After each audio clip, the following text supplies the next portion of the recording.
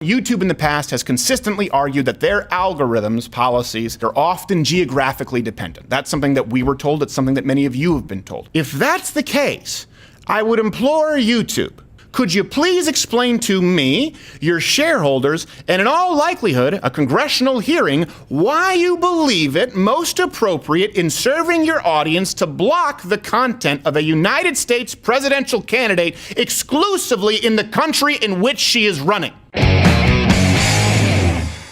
On Friday, Hillary Clinton, Rodham, in case you're thinking of someone else, Hillary Rodham Clinton claimed that Tulsi Gabbard, well, she claimed that there were people who were Russian assets, and then it was confirmed that it was Tulsi Gabbard, right? Confirmed that she was talking about Tulsi Gabbard, accusing her of being a Russian asset. And Tulsi's response had her trending #1 on Twitter.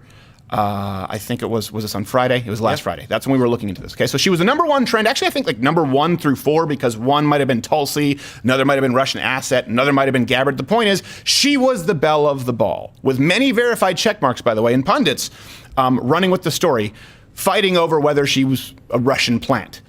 So during this time, we decided to, again, while Tulsi Gabbard was in the spotlight, run some comparative searches on YouTube.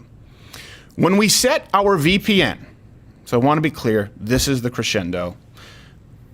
Share it, pirate this in case it gets removed. When we set our VPN to a non-United States country and we search for Tulsi Gabbard, her channel and the videos from her channel all showed up first. Yet again, when we switched our searches to the United States, however, nothing. Exclusively in the United States, the country in which she is currently running for president, you would receive no results from Tulsi Gabbard's channel or her videos until scrolling past the first page. Here's a video screen recording, and just in case people try to say that we've doctored it. By the way, these video screen recordings will be available as clips on YouTube should you want to use them for articles. So, that Friday, you search, she's trending 1 on Twitter, all of a sudden, boom. Valve is pinched. You can't find her exclusively in the United States. You can if you're in Germany. You can if you're in Spain. United States, however, nothing.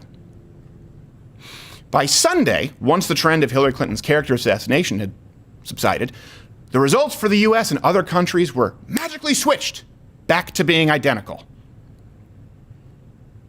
Now, it's worth noting that her channel is right now, as far as I know it, omitted from both sets of results. So everyone out there, take some screenshots, do some VPN experiments.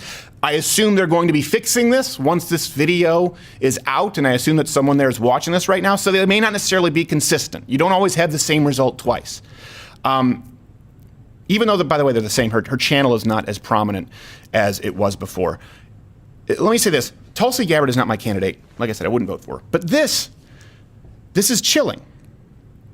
Especially when you consider, let's think about this for a second. Again, we stumbled across this accidentally. I don't know if anyone else has proof that there is someone who flips a switch on YouTube to make your channel a part of the preferred channels network, whatever the hell it's called. We only found out because of the Vox Adpocalypse. And then we only found out because I flippantly mentioned that this reeks of election meddling. All of a sudden a phone call and someone says we remedied that scenario. That means that if someone can flip that switch, and it's not entirely algorithmic, or it's almost as though the algorithms are determined by a human being initially, it's not iRobot, that means that same person can flip off the switch for someone like Tulsi Gabbard. All of this is spine-tingling. It is hair-raisingly scary. And if you're interested in a fair election, whether for the presidency or just for the Democratic candidate for the presidency, this should raise some major red flags. The influence that big tech has and their willingness to manipulate information in the face of what should be a democratic election, regardless of whether it's happening to someone I support or not, is terrifying. So let me address some arguments, by the way, that I know will be presented. And I hope that you are being skeptical of this. I encourage you to be, and I encourage you to run your own tests. YouTube and Google will inevitably claim one of 3 things, or several. Because this is what we've run into, this is always what they claim publicly.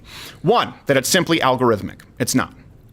Again, this channel is singularly unique in that we're able to prove that it's not because our channel was fixed by someone manually. Someone flipped a switch, someone could unflip that switch for Tulsi Gabbard. 2, YouTube may try to pass this off as an accident, a result of a poor, lower level employee with bad judgment, claiming that this was an oversight and that the individual didn't make the proper corrections, and they have since addressed the issue. Don't buy that either. Okay, why? We've been in direct contact with decision makers at YouTube who are aware of these problems and have been trying to do damage control to fix the problems. Okay, it would stand to reason that the status of a current presidential candidate who is actively suing YouTube would be under the same kind of close watch from the world's biggest information and technology company, and that she wouldn't be someone pawned off on some patsy for the higher ups. Doesn't pass a sniff test. 3. This is another argument they'll use, and this is most important. YouTube in the past has consistently argued that their algorithms, policies, that they are the results, well, they argue that it's a result of algorithms, but they do argue, let me be clear here, that the algorithms, the policies, the results that you find are often geographically dependent. That's something that we were told. It's something that many of you have been told. And that's because it's geographically dependent because it's designed to best serve viewing audiences with the most appropriate content for their search.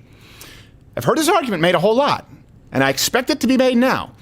If that's the case, I would implore YouTube, please, because I know someone there is watching, could you please explain to me, your shareholders, and in all likelihood, a congressional hearing, why you believe it most appropriate in serving your audience to block the content of a United States presidential candidate exclusively in the country in which she is running?